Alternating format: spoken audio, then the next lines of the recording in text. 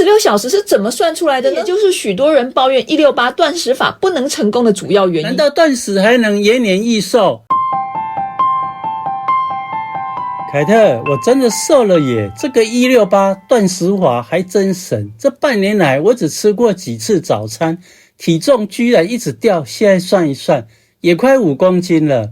你以前跟我说这样会瘦，我还不信。没想到只是改变一下生活习惯，也没觉得少吃什么，竟然就瘦下来了。不过你的尾鱼肚还没减完呢，你偷吃零食的习惯不改，内脏脂肪是不会消的啦。不，我相信我再继续168，我还是可以在减肥的路上一路发的。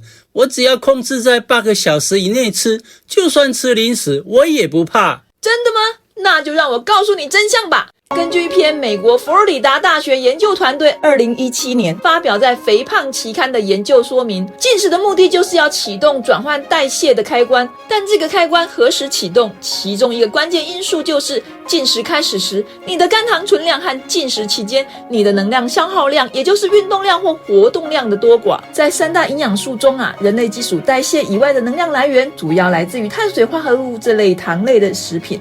当人类摄取这些食物以后，人体的消化器官就会将这些糖类营养素消化成葡萄糖，由血液带去给人体各处的细胞，在细胞内启动柠檬酸循环，产生能量载体分子 ATP， 提供细胞能量。而血液中没有用完的葡萄糖会以肝糖形式，主要会储存在肝脏、肌肉当中，以便基础代谢以外的活动和运动使用。所以空腹时间拉长能够让你有时间去消耗肝糖存量，而活动量和运动量的增加则有助于加速肝糖的消耗。所以威廉，假如你在8小时进食内还多吃了面包、泡面、洋芋片，一大堆的碳水化合物，累积了大量的肝糖，活动量也没增加，你觉得你的肝糖存量有办法在16小时之前耗尽，而能够启动能量转换开关吗？是哦，所以那个开关不是固定在哪个时间点，而是跟我吃的东西与生理状态有关。是也不是？威廉，你知道为什么要进食16小时吗？这个16小时是怎么算出来的呢？会不会跟酮体有关？你刚说要用完肝糖存量，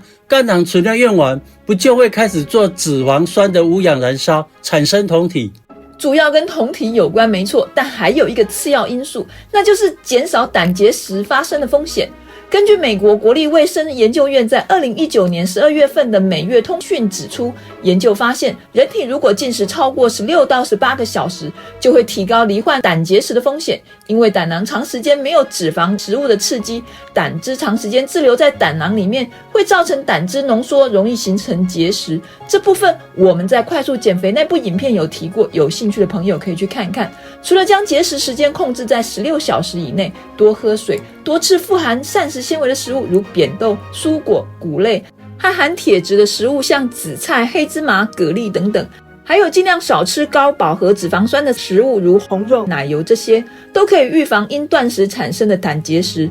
当然，如果曾经罹患胆结石的病症，就最好不要实施长时间的断食，也就是不要超过12小时的进食。而受限于胆结石风险之外，根据肥胖期刊这边研究指出，启动转换代谢开关，也就是将人体从以葡萄糖为能量来源转变为以酮体为主要能量来源的时间点，会落在进食后的12小时到36小时之间。至于落在哪一个时间点，取决于我刚说的肝糖储存量和你的活动量。而最好的时间点要避开16小时以后的长时间进食，16小时就是一个最好的选择。所以你的肝糖储存量就不能太多，必须赶得上启动转换代谢开关。启动之后还能让这系统运转一阵子，才能够有效燃脂。我们生酮饮食那部影片说过，当人体肝糖消耗殆尽，无法支持脂肪进入有氧燃烧，就会形成无氧分解，产生酮体，让人体转换成以酮体为能量来源的系统。这时候脂肪燃烧就不是一般的有氧分解，只提供基础代谢所用，还必须让酮体成为人体所有活动的能量来源，这样脂肪燃烧的需求量就会大增。但是如果你在进食之前吃了太多的碳水化合物，像面包、泡面那些零食，又没有增加运动量，导致你的肝糖存量丰富，超过16个小时都无需转换能源开关。那么当你开始进食时，根本就还没有开始进到酮能源的代谢系统，又怎么会燃脂瘦身呢？所以如果你在8小时内摄取太多的碳水化合物，就根本浪费了这16个小时的进食，而无助于减肥。这也就是许多人抱怨168断食法不能成功的主要原因，以为断食就可以随便大吃特吃，导致糖类食物摄取太多，或是进食之前突然吃大量的糖类食物，累积大量的肝糖，也会酿成能量开关无法开启的结果。当然，宅着都没有活动，就是另一个帮凶。这个断食的原理跟生酮饮食的原理几乎一样嘛，只是一个是用低糖饮食，尽量不摄取糖类，让人体一直处于燃烧脂肪的状态，而这168断食则使用进食的方式，等糖类能源消耗完毕，身体自然就会燃烧脂肪，产生酮体。没错，他们在减肥上的目的都是一样的，要促使更多的脂肪燃烧。可是就算我开关没开，我少吃早餐那一餐，应该也省掉不少卡路里吧，至少我就没多吃那2片涂了奶油的吐司了。是没错，你说的少吃一餐的热量的确也是你瘦的原因。美国伊利大学研究团队在2018年曾经做了一个168断食法的研究，研究结果指出，实行168断食法会减少300大卡的热量摄取。毕竟人的胃容纳有限，消化食物的时间也是固定的，当限缩一定的时间摄食，摄入的热量自然就会降低。但是无论如何，这都不该成为你常常偷吃零食的借口，否则你的腰围还是瘦不下去啦。况且断食你要实行就要彻底实行，不要再乱吃啦，因为它不只有助于减肥，对身体来说还有其他的好处耶。真的吗？是什么好处？最近常常看到人家提到断食，我都没仔细研究，难道断食还能延年益寿？没错，你说对了。根据《新英格兰医学杂志》2位医学博士联名发表的一篇关于断食对健康、寿命及疾病影响的文章说道，间歇性断食期间，细胞会激活2种功能，一个是增强细胞对氧化及代谢的抗压能力，另一个是清除或修复受损的分子。等到进食的时候，细胞才会参与组织的重建。其中清除或修复受损分子这部分，也就是日本细胞生物学家大宇良典博士所发现，人体在饥饿的时候可以诱导细胞的自噬功能，让身体更健康。这内容很多，我们以后会另外做一集影片说明。这个有趣，我知道这个日本教授还因此获得2016年的诺贝尔医学奖呢。原来他所讲的自噬功能，也跟现在风行的断食法有关系。对啊，新英格兰医学杂志那篇文章还提到，许多老鼠实验都证明进食的老鼠提高了寿命。你好好执行168断食法，搞不好可以活久一点。更重要的是，那篇文章还说，降低能量摄取对老年的语言、记忆能力都有帮助。你不是说以后最怕自己得什么老年痴呆症？那么你现在就要认真执行168断食法啦。以前的研究大多认为，进食至少要16小时以后，细胞才会启动自噬功能。但是德国科隆大学今年3月发表的研究成果却指出，短时间进食就可以启动自噬功能，所以你一定要认真实践这个168断食法啦，不要再乱吃零食了。哎呀，等我们研究好那个自噬功能再说吧。况且我现在还不够认真执行吗？我都瘦那么多了。当然不够啊，我还一天到晚发现你买零食的发票嘞。另外，我还要再补充一些168断食法的重点。其实人类并不是一开始就吃3餐的哦，像我们华人也是到了北宋比较富裕的时候，才开始从吃2餐转变为吃3餐，所以调整用餐次数对我们来讲并不会太困难。像我们不就是一下子就调整过来了吗？还节省了不少煮饭跟用餐的时间呢。但是有的人并没有办法忍受太长的进食，那么就可以从进食12小时开始，慢慢让身体适应增长进食的时间。进食12小时是很容易的事，几乎是不吃宵夜就可以达成了。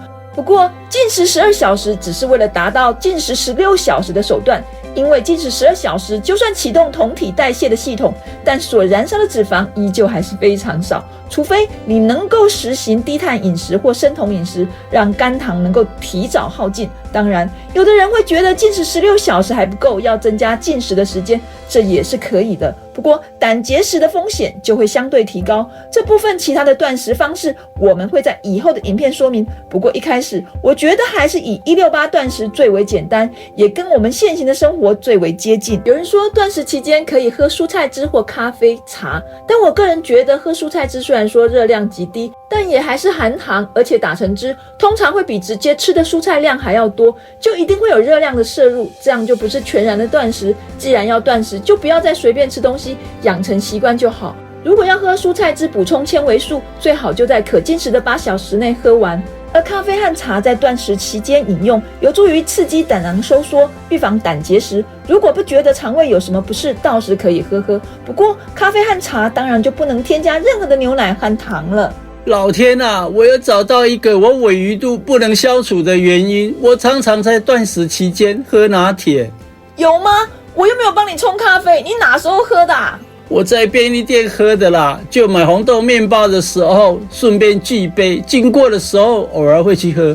你哦，所以禁食期间最好的饮料还是白开水。除了茶和黑咖啡以外，我想喝花茶之类的饮料，例如玫瑰茶或薰衣草茶都是不错的选择。水就是渴了就喝，想喝就喝，人体会告诉你它需要多少水。至于食物热量的话，只要糖类食物不要吃太多，不要超过均衡饮食的摄取量即可，也就是女生一天吃1碗到2碗饭的量，男生一天吃2碗到3碗饭的量，这应该都是可以接受的范围。当然，如果主食换成番薯或其他高纤谷物会更好。对啊，我很乖，我都有吃燕麦，虽然我一点都不喜欢吃燕麦。哪有啊，我们现煮的燕麦单吃很香很好吃的好不好？你不该配着菜一起吃的。水果大概就是2到3份，约是2-3个苹果的量。其他肉类和脂肪就是正常吃以吃白肉豆类为主的优质蛋白和富含不饱和脂肪酸的油脂，以能够吃饱为准。最重要的就是蔬菜的分量要够，要达到糖类和肉类食物的2倍分量以上。当然，养成运动的好习惯，既能够消耗肝糖，也能够增加肌肉，加速新陈代谢，是绝对不能怠慢的。所以你也不能偷懒啊！每次拉你去散步，你都找一堆理由推脱，不要以为你瘦就可以混过去哦。好啊。